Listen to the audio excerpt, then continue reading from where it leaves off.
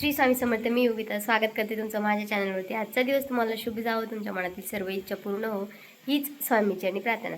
तर आज आहे नरक चतुर्थी. तर नरक चतुर्थीच्या तुम्हा सर्वांना हार्दिक हार्दिक शुभेच्छा. तर आज दिवसभराचं मी काय काय रुटीन माझं असतं ते तुम्हाला दाखवणार आहे. तर व्हिडिओ स्किप न करता पूर्ण बघत चला. तर चला. आरू काय ग हे ना. तर चला बाय. तर आता इथे हा व्हिडिओ आहे नरक चतुर्थीच्या दिवशीचा. तर सकाळी सकाळी देवपूजा झाली होती आणि रोजच भाजीपोळी खायचा सर्वांनाच कंटाळा येतो. तर याने म्हटलं आधी ना आहोंना जायचं होतं मळ्यामध्ये पाणी भरण्यासाठी. तर आणि आम्हाला बाहेर पण जायचं होतं. तर इथे ना मी मस्त असे पोहे करून घेतले होते आणि पोहे करून मग मला बाकीचं जे काम आहे ते करायचं होतं. आता कसं सुट्ट्या आहे त्यामुळे मळ्यातलं पण काम आणि हे पण कामं चालूच असतात. तर म्हटलं चला सकाळी सकाळी ना पोहे जर केले ना तर दिवाळीचं गोड गोड खायला ना सर्वांनाच कंटाळा येतो. तर आता पोहे करून सर्वांना दिले की मी माझ्या पुढच्या कामाला ओके होते. मग चला म्हटलं आता आहे ना मीही थोडेसे खाते. तर पोहे काय मला जास्त काही आवडत नाही, पण बाकीच्यांना बऱ्यापैकी आवडतात. तर इथं बघा आता पोहे झालेले आहे रेडी. पोहे झाल्यानंतर मला माझं बाकीचं काम कपडे आणि भांडे झाल्यानंतर पुन्हा मला आहे ना जे आहे ते स्वयंपाकाला लागायचं होतं. तर बघा इथे ना मस्त अशी ना पोह्याची जी तयारी आहे ती आपली झालेली आहे. आणि पुन्हा मी पुढं काय काम करते तेही तुम्हाला दाखवते.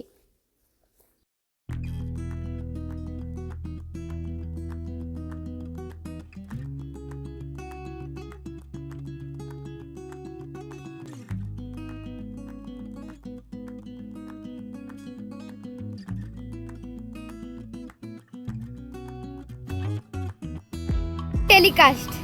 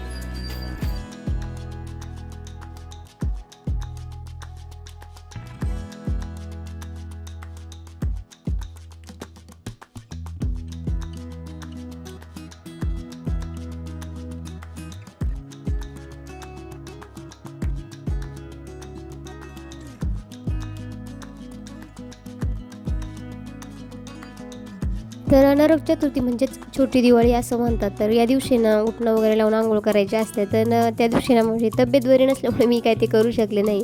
तर तो जो व्हिडिओ आहे तुम्ही नंतर केला, म्हणजे नंतर त्यांना जे आहे ते उठणं वगैरे लावलं होतं म्हणजेच लक्ष्मीपूजनच्या दिवशी. तर तो व्हिडिओ मी यामध्ये ॲड केलेला आहे.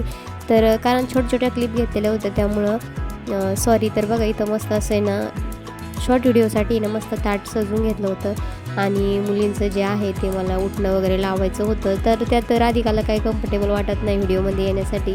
तर मग छोट्या मुलीला वाटतं तर तिला घेतलं आणि आहोंना आणि सर्वांना जे आहे ते उठणं लावून घेतलं. गुलाबजल वगैरे सर्व काही घेतलेलं होतं. आता हे जे काही आहे ना मी दरवर्षीच करते, पण कसं आहे ना व्हिडिओ शूट करणं होत नाही कारण कामाची घाई गडबडीमध्ये. तर खूप आहे ना व्हिडिओ करणं म्हणजे काय खरंच जोक नाही आहे. खूप आहे ना जे काम 10 मिनटाचं असतं ना तिथं कमीत कमी 20 मिनटं लागतात. म्हणजे ना बरोबर झालं आहे की नाही, व्हिडिओ चालू आहे की नाही, म्हणजे भरपूर काही मेहनत असते त्यामागं.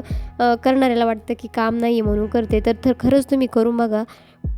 दिसतं तेवढं सोपं नसतं. ऑन कॅमेरा दाखवायचं असतं. कधी कधी आपल्या घरात आपण एखादं काही जरी केलं तर ते चुकलं तर काही नाही, पण इथं ना नाही काही तर 200-300 तरी लोक जे आहे ते आपले व्हिडिओ बघणार असतात. त्याच्यामुळं काळजीपूर्वक जो आहे तो एडिट करताना बघावं लागतं आणि कधीतरी काहीतरी चुकतंच. तर बघा इथं आरूला आता आहे ना जे आहे ते तिने मेहंदी काढलेली होती तर त्याच्यामुळे तिला थोडं थोडंच लावलेलं होतं आणि तिला असं काही म्हटलं ना तर खरंच खूप भारी वाटतं. आणि थोडीशी इथं फोटोही काढून घेतले होते. म्हटलं चला, आणि खरंच मुलांना पटपट मोठे होतात आणि ज्या मेमरीज आहेत त्या आपण कॅप्चर करून घेतल्यानंतर आत्ता पण माझ्या म्हणजे ना आरूचे लहानपणीचे जर व्हिडिओ बघितले ना मला खूप छान वाटतं. आणि तुम्ही म्हणत असाल की मी आत्ताच व्हिडिओ चालू केले नाही, तर ती जशी म्हणजे माझ्याकडे जेव्हापासून मोबाईल आला ना, माझ्याकडे रेडमीचा मोबाईल आहे, तर तो मोबाईलला तेव्हापासून मी माझा जे व्हिडिओ आहे ते तुम्हाला बघायला भेटतील.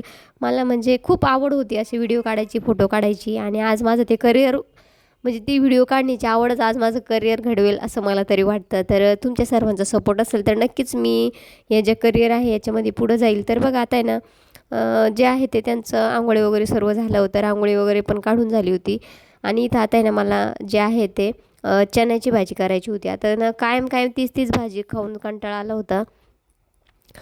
तर बघा इथे ना मी तांदूळ भिजत टाकलेले आहे या पातेल्यामध्ये कशाला तर अनारसा करण्यासाठी.